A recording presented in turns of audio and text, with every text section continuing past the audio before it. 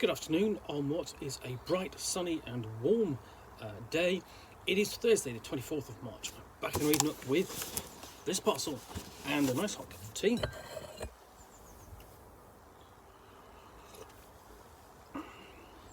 And I know I'm getting towards the end of this parcel, but so far I have pulled out dice for the John Carter of Mars role-playing game and the card decks. And let's see what's in this pack here. Pile of books. Switch close up so I don't get in the way. What I've got here is, let's have a look, is the Dark Legion campaign book. So, this is for Mutant Chronicles, the techno-fantasy role-playing game from Modiphius Entertainment using the 2D20 system. It's the first 2D20 system role-playing game from Modiphius Entertainment. And Mutant Chronicles is it's for the 3rd edition. Mutant Chronicles is role-playing game which dates back to the early 90s. It's a Swedish role-playing game that got an English translation in the mid to late 90s, and is described as sort of like a techno-fantasy diesel punk role-playing game with heavy technology, fighting against the Dark Legion across the solar system. And this is one of the last books, I believe, the Dark Legion campaign book. Stirring the Dark Heart. For 1200 years, the Apostles have plotted their return. They have festered at the far reaches of our solar system, drawn in new recruits to their cause, and waited for the right signs to herald their re-emergence. Events once again transpire on Nero that begin a race against time in search of the remnants of war, an interplanetary dash to recover ancient technology that can prevent the forces of the Dark Legion gaining a superior edge during their second coming. Recommended for experienced players, the Dark Legion campaign is a continuation of the epic plot that began to unfold within the Dark Symmetry campaign, although it can be easily adapted to be standalone. A massive campaign from Nero to Mars, the players will sample all that the mega corporations have to offer during an epic campaign that spans almost the entirety of the solar system. Menacing hazards, new denizens and creatures lurk within, whilst comprehensive rules cover everything from traversing Mercury's inhospitable surface and scouring the sands of Mars to battling beneath the oceans of Venus. Secrets revealed, unearthed forbidden lore of the enigmatic ancients during the rush from planet to planet, knowledge that some in the Brotherhood would prefer to remain hidden. Updated pre-gens, all 6 characters have been revisited and updated to reflect some of the experiences they would have endured as part of the original Dark Symmetry campaign. So I've done an unboxing of the Dark Symmetry campaign, and that came with 6 pre-gens. It started off on Luna. Primarily it's there as being for like freelancers or connected to the Lunar police department, the Lunar City being the destination for a lot of mankind after Earth was despoiled by the forces of the Dark Symmetry. But anyway, there's what we've got in the back, and we open up and we have a map of the Necromachina, whatever that is. I presume that's the giant sort of like spaceship or floating citadel for the Dark Forces, and we have the adventure synopsis opening up and going into the ancient secrets, and the Necromachina. So we've got an explanation there of what that thing is, and the effects of Dark Ichor, doing a nice table. It's not just one effect, lots of them. And we've got a smaller map, a bit more accessible, of the Necromachina itself. And let's have a look. It's some kind of Necromachina is a core plot. The Necromachina is form a core plot element throughout the Dark Legion campaign. Whilst each Necromachina is identical in form, construction and purpose, the several derelict machines that the investigators must visit are in various states of disrepair. The specification and layout of a fully operational corpse factory are presented here for the GM's reference, without any specific differences between the wrecks that must be investigated, whilst any specific differences between the wrecks that must be investigated are detailed in the relevant chapters. So the player characters will be investigating a lot of corpse factories. And there we go, sort of like one of the denizens of these quartz factories.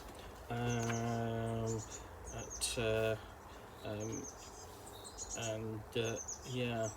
So you've got a complete guide to what this thing is before we get into getting started and how to run the Dark Symmetry campaign.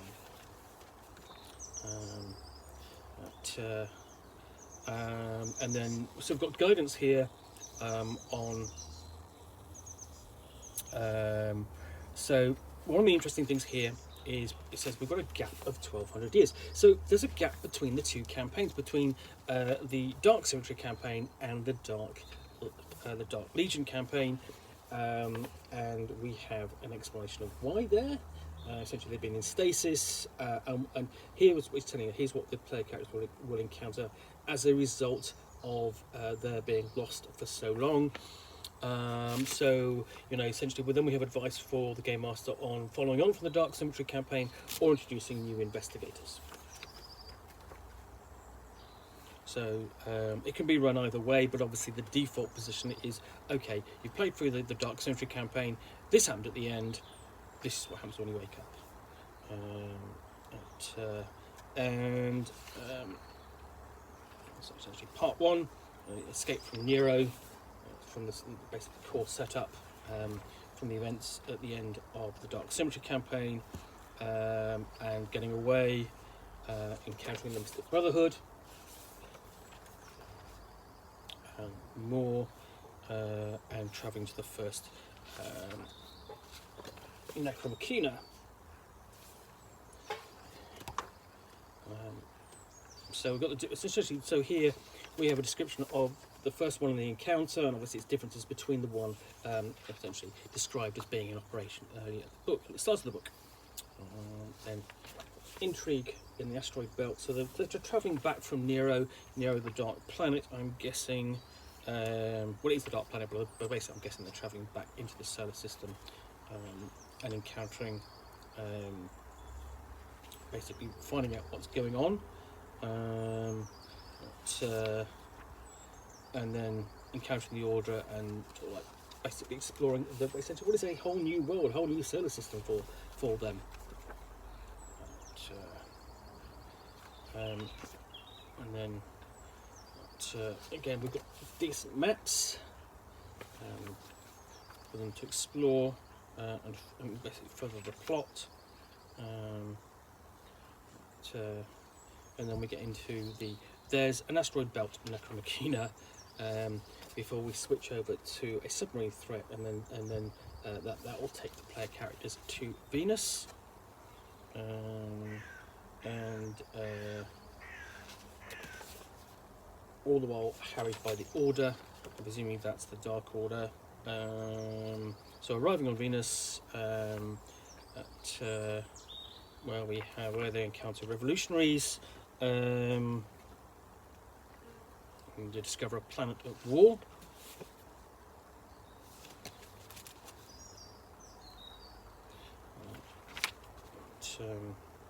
And again, they have to locate the Necromachina on Venus. So we've got a map of the region they'll be exploring, and I'm pretty much guessing that it's going to be underwater. Which would make sense. So we have the initial investigations and essentially the clues and path that the player characters have to follow through to locate it. Getting past Bauhaus patrols in the face of the ongoing rebellion. Here we have, that looks like underwater zombies, or basically zombie frogmen, if you will. So we have rules for exploring and fighting underwater. Basically, if you're going to go to a new environment, give them the means to actually explore it and use it in game. So on their tower will be Pedro Albuquerque, who is an Inquisitor, again with a nice little illustration there, whose appearance obviously won't be accompanied by a car alarm.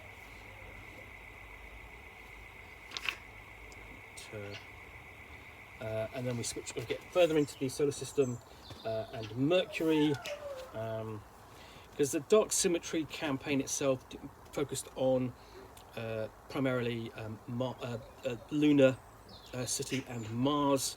So here we've got going out further into the solar system, visiting places not previously visited in the setting as such, within sort of like the adventuring material for it. So this is, we have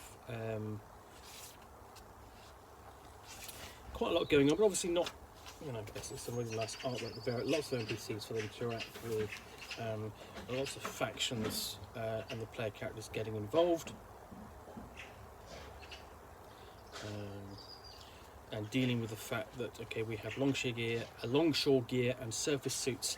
So one of the things they've got to deal with is the fact that Mercury is is a tidally locked planet. So one face always faces the sun more, always faces outwards away from the sun. So you've got the differences in temperature, and that's why you need the different suits. So surface suits.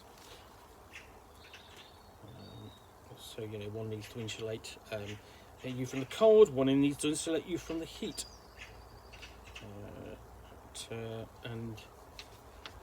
But of course, Mercury is a heavily mined world. So one of the scenes, of course, takes place at a mining complex,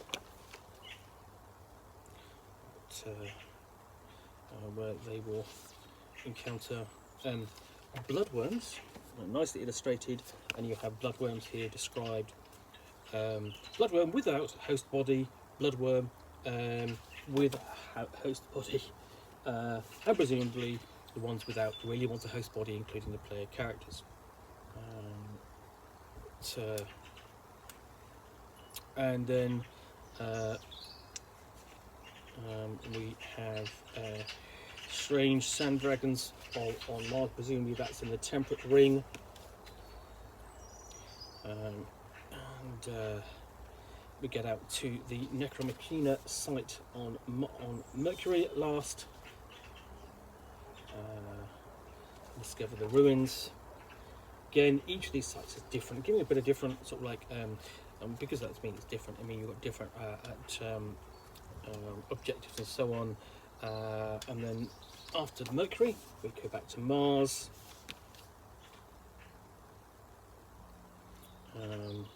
Which will be vaguely familiar to them from their previous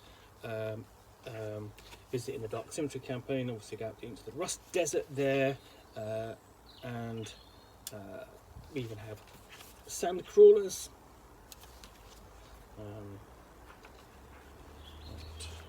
And with a nice internal map as well, depth plans for the sand crawler, so the player characters can at least travel in vague style. And there's even got I encounter out the Legion of Necromachina, and there's a death worm. Since there's a desert, you kind of need a worm out there, however big. And dark scorpions.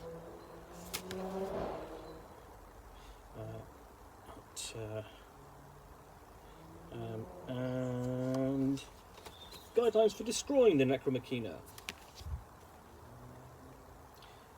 And then you're dealing essentially with assets and earnings. Essentially, the what's happened to the player characters in the meantime, and this is backed up with we've got pre-gens. So we've got the these reflect their time being played through the Dark Symmetry campaign. So we've got a seasoned investigator, grizzled detective, reformed triad, high octane sniper, and security expert, and a triage extraordinaire. Again, versions of basically upgraded versions of the original characters. So yeah, that's everything.